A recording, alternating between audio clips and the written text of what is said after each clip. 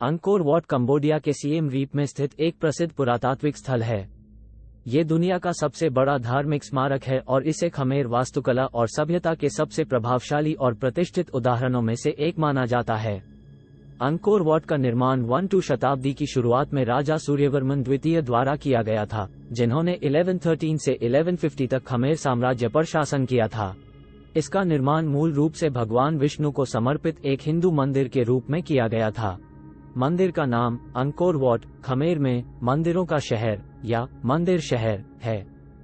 Angkor what के निर्माण के लिए बड़े पैमाने पर कार्यबल और व्यापक संसाधनों की आवश्यकता थी।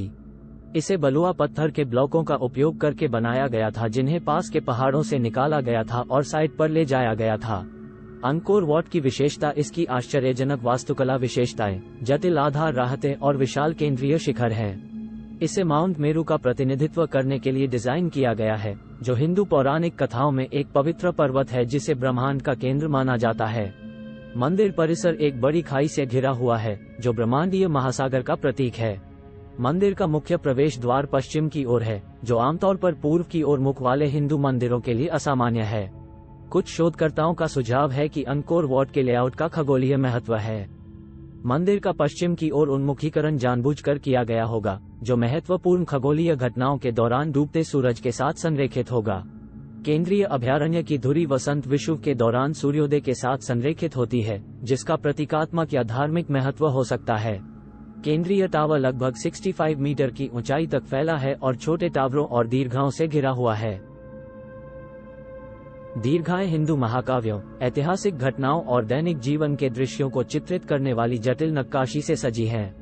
अंकोर वॉट की केंद्रीय संरचना 3 स्तरों से बनी है, जिनमें से प्रत्येक हिंदू ब्रह्मांड विज्ञान के विभिन्न क्षेत्रों का प्रतिनिधित्व करता है।